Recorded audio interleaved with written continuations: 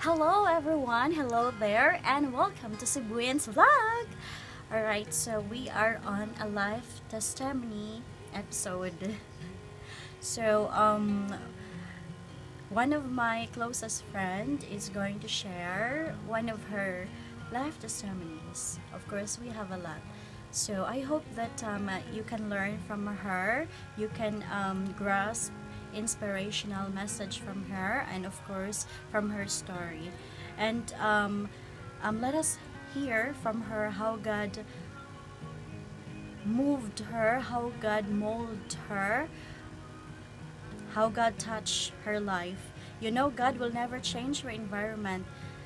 He will change your perception in life. How will you deal it to be a better person from your past? So let us hear from LYSSA AMOR.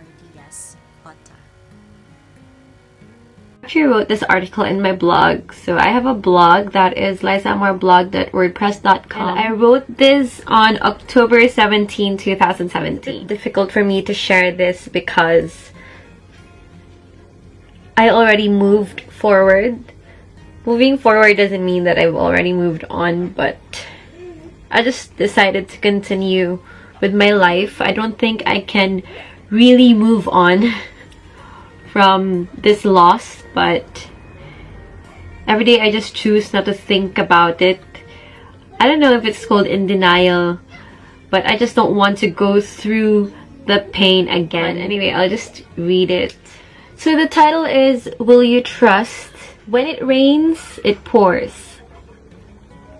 I lost my grandmother, the person who raised me, last August. And then I lost my baby last month, September, due to miscarriage. It was too painful to the extent that I can't feel anything at all anymore. And I knew there's something wrong with me. The burden even went heavier when the doctor told me that there was a mass found in my right ovary. When I knew it, Shin, my son, came to my mind first.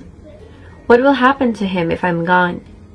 I want to spend the rest of my life with him and teach him all the lessons I learned about life. Then my dreams came to my mind. I don't want to die with them. I want to make the most of what I have, the talents and gifts that God gave me. Then I realized that life is short, and life is not about me. When I die, the world will keep going, the people will move on.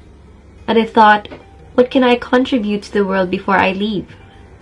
What will I leave to my loved ones? It's not about me. A mass was found in my ovary and I thought of the worst. I'm an overthinker. I might have cancer, I might die soon. What will I do? I should not worry or else the mass will go larger. I have a lot of problems and I was carrying a heavy burden with the loss of my child and my beloved grandmother. Not to mention, I was having it while I'm in the middle of my quarter-life crisis. So back then I was 27 years old. But then suddenly, again it came to my mind, life is not about me. It's about God. Everything is planned by Him. Everything that we have, including our life, is from Him. And He can take it anytime, just anytime. Then I started to trust Him. Every time I worry, I think about Him, and I just surrender my worries to Him. I pray to Him to give me time to live, to fulfill my dreams, to inspire people, and to proclaim His glory. I prayed to Him to use me as an instrument of His love. I was in pain, made a lot of mistakes because of my weaknesses as a human, and I didn't trust Him enough. But then, in the end, I just surrendered everything to Him. Some problems that we face are easy because we know the solutions. But sometimes, life throws us a problem we don't know how to solve, and that's when we pray. When we have a problem we can't solve, we become humble. We are forced to be empty, and empty is good, because we have more space for blessings. I surrounded myself with people who loves me and who lifts me up. I read books to keep me inspired. I pray to Him every night. I wasn't afraid to die. I even look forward to meeting my aunt and my grandmother again, and to meet my lost baby and some of my friends in heaven, if I go there. But there are still many things that I want to do and accomplish here. I can't leave yet. Life was too fast in Cebu and busy. I decided to fly away with my son Shin to think and to spend my time with my mom and grandfather in Cavite. Being away from everything made me connect again with my soul, made me closer to God, and realize how beautiful it is to live. I met people here. Okay, so I was writing this blog when I was in Cavite. So I met people here who live a very simple life. Little things make them happy. I met people whose problems and situations are far more worse than mine. I realized how blessed I am, and I want to share it to them. I commune with nature and realized how great is God for making this earth a beautiful place to live in. October. My schedule for the repeat transvaginal sonography, or the ultrasound, to check the mass inside my ovary. I trusted the result to the Lord, and guess what? Here it is. So I posted the picture of the result of the tests here. Okay. God is so great. The mass is gone now, but the lessons I have learned from this experience instilled in me, including living a healthy lifestyle, it hit me hard. The result, everything is normal. I just can't thank the Lord enough. I knew He still has great plans for me. God is really good. And before I end, I would like to share the story I read from the book, The Old Path of Loving Relationships by Bo Sanchez. Okay. Will you trust?